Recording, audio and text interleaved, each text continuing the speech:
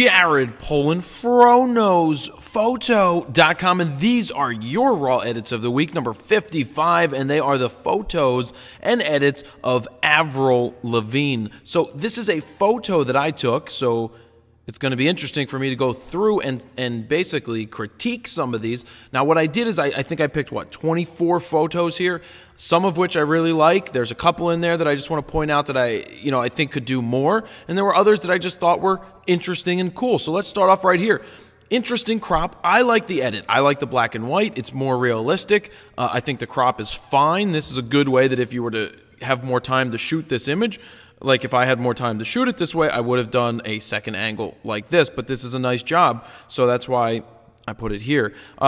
This is kind of zombie-ish. I think it's a little too far. We lose all the detail on the forearms. We lose all the detail on the forehead. So I just think, I'm showing this because I think it went a little bit too far, but that's why, this is just to give you a little insight into what I'm looking at. It just, for me as the photographer, I think it went a little far. This is a little softer, and it's not as contrasty. I don't mind it. It looks like they smoothed out the forehead and things like that. I like to see a little bit more contrast, but, I thought it was an interesting crop. It's just tough. It's tough when you're trying to create a crop like this to see if it works or doesn't work. I like this. I like the split tone. I like the silvery tones of this. I like how the eye is popping a little more. It looks soft. It looks like she's almost posed. Maybe a little more detail in there. This is where I went wrong.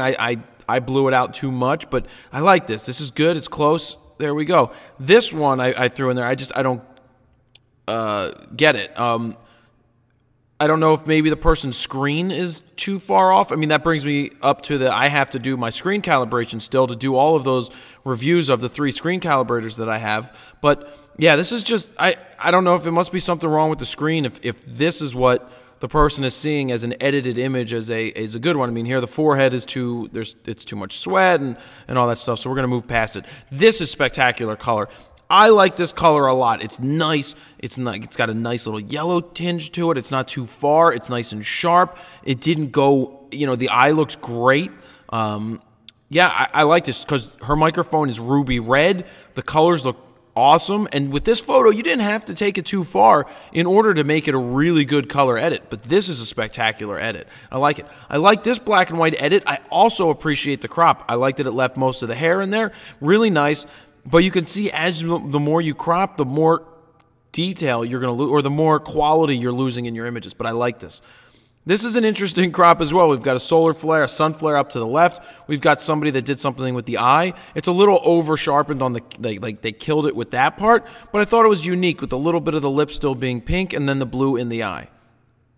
This was one of the first edits that somebody put up. I thought it was an interesting color. It just shows you that it's a little too much saturation and vibrance. I like where they were going with this. It's a square crop, but it's just a little too much on the saturation and vibrance because you can see that the face, it just looks a little too fake, but I just wanted to point it out there as well. This is a nice edit as well. I love the, it's funny. We used to do, you see the border on this, and this is a ground out negative carrier, and I know I've said this before, but literally you would take a negative carrier in the darkroom, and it was 35 millimeters, so it would cover maybe 97%, or you would get 97% of the actual negative printed. There was still that 3% around the edges that didn't, but if you took a file and you ground out the negative carrier, you would get this type of image. We had a teacher named Marcia that she made us print full frame, and that taught us to crop in the camera, basically fill the frame, and don't do it later. She's the one who gave me a slide mount when I first went to college and said, see the world through this,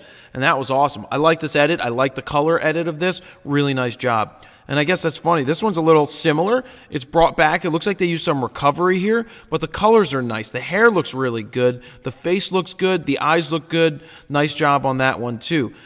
Here's a little bit different on the color. It's a little on the cooler-ish, greenish tinge side, but I like it as well. I mean, you can see the 3 of them, they're similar, but they all show something different.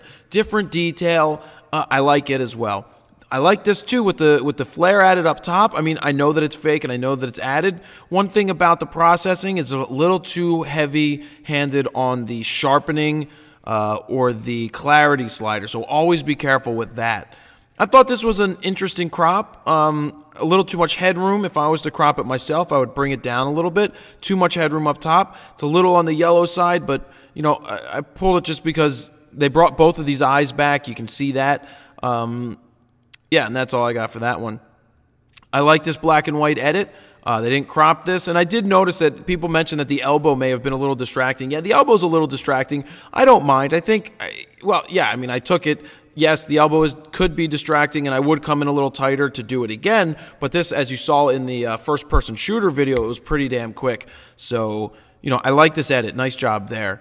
This was interesting. As they move the angle around, you can see that her lips come out more, and it's pretty amazing. She's got great lips. The color edit's a little weird, but I thought that the way that they skewed it, it worked pretty well. Nice job there.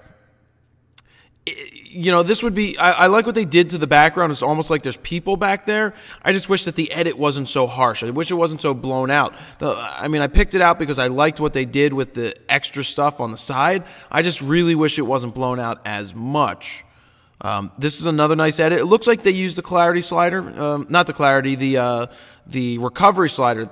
When you use the recovery slider, it looks like it grays out, but still, I like the edit. I like where they're going with it. This is just off the wall. It's over the top, and I'm watching hockey, by the way. It's on my TV wall. Looks like another Flyers hurt. That's not good. But anyway, this is a little over the top, but I picked it because it is over the top. It's something different. It looks like a pastel drawing, and I thought it was pretty cool. Black and white, a little too far over.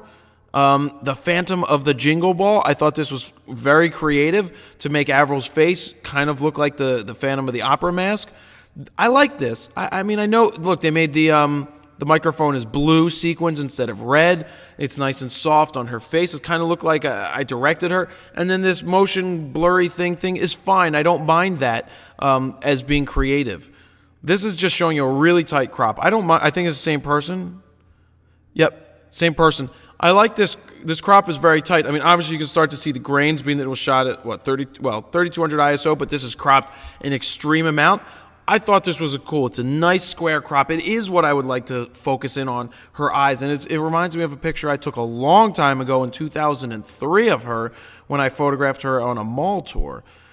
Interesting color. Got a little bit more of the orange tinge to it, and I think that takes us back to the beginning. Yep, that's back to the beginning. So that takes us back to the beginning, but don't forget that you guys did your raw edits of the week, and what you can do is you can watch them right here. Look, if you see these buttons on YouTube now, you see this gray button right here on the box, you'll see this on a bunch of videos. It's a playlist video, meaning it will play one video after the other. So once this one ends, boom, it should start up and... Oh, being that was the end of the playlist, let me see. It should go right to the next video automatically. We'll just fast forward it. The guy's got 2 more seconds. Stops his record, and then it goes right to the next one. So if you want to see the playlist, like I started putting up a playlist for the videos of the week, and you can see that one right here where all the videos from the week are. So you can play them straight through. You can use them as background noise, or you could hit this gray box, which brings up all of the other videos that are in the playlist so that you can select any one of them that you want to. So these are all of your raw edits. They're now posted on froknowsphoto.com because I was able to put them in a playlist. So feel free to watch them on the post. You can check out what other people did with their raw edits of the week. And that is the raw edit of the week, number 55, Avril Lavigne. Stay tuned for number 56, where you get your chance to edit again. Jared Polin, froknowsphoto.com. See ya!